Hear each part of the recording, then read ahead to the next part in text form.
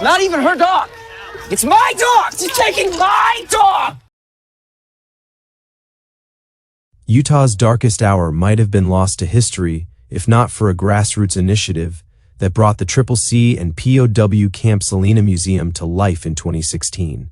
Back in 1933, the Civilian Conservation Corps, an initiative by President Franklin D. Roosevelt aimed at providing jobs for young men impacted by the Great Depression while also improving public infrastructure, established a camp at the eastern edge of Salina, right where Main Street fades into dusty hills scattered with shrubs. As the U.S. entered World War II, the CCC was disbanded, and many of the buildings from the Salina camp were dismantled and transported 80 miles northwest to Delta, Utah, where they were repurposed for the Topaz War Relocation Center, one of 10 camps across the western United States that served to detain Japanese Americans out of fear of their potential allegiance to Japan. By 1943, the United States began hosting prisoners of war captured in Europe and North Africa, leading to the construction of an extensive network of camps primarily located in rural areas. A significant camp was established in Ogden, Utah, accompanied by 9 smaller branch camps throughout the state to alleviate labor shortages caused by the war. The remnants of Salina's CCC camp transformed into Branch Camp No. 4. Although Germany surrendered in May 1945, it wasn't until over a year later that the U.S. could return the nearly 400,000 German and Italian prisoners back to their devastated homeland. In the meantime, on June 7, 1945, 250 German POWs who had previously been held in Arizona arrived in Salina to labor on local farms, helping to harvest sugar beets in a determined effort to address the national sugar crisis. 6 days a week, trucks transported the men in small groups to the fields, where they earned between 5 to 10 cents a day for their efforts. Assigned to Branch Camp No. 4, U.S. soldiers found themselves stuck in the tedious routine of guarding obedient prisoners amid the calm fields and tents. Private Clarence V. Bertucci, a 23-year-old from New Orleans, detested this monotonous role. Throughout his 5 years in the Army, he had never experienced combat and had faced courts-martialed twice for failing to fulfill his responsibilities. Those few locals familiar with Bertucci would later recall his longing to get his Germans someday.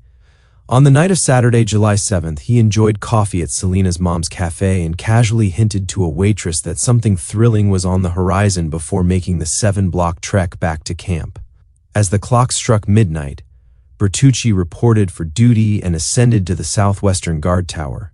There, he retrieved a 250-round cartridge belt, loaded the machine gun, and unleashed a barrage that struck 30 of the tents, momentarily clouding the camp in a swirl of dust.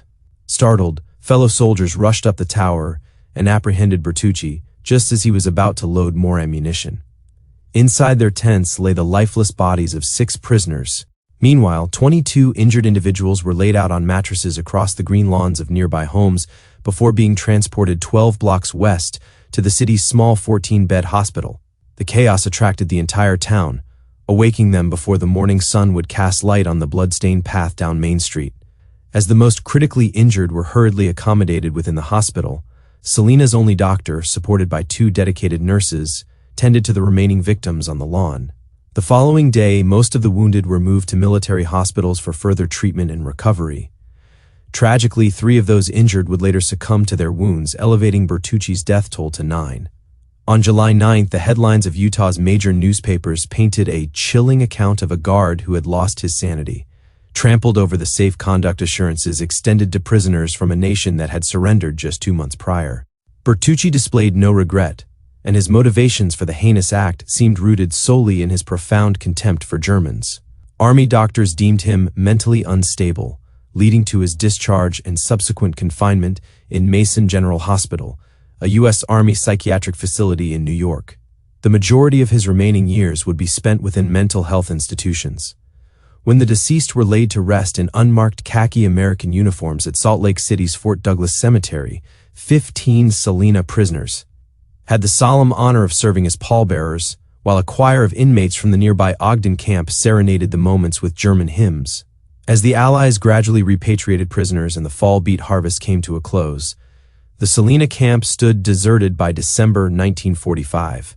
It would temporarily accommodate other agricultural laborers for a few years, until shifting farming practices favored lower maintenance corn and alfalfa over sugar beets, leading to the buildings being left to decay at nature's mercy. In no time, this brief yet poignant chapter of Salina's history was cloaked in Utah's dust, patiently awaiting rediscovery many years later. Thanks for watching. If you enjoyed the video, don't forget to hit the like and subscribe. If you have a thought on this incident, drop a comment below.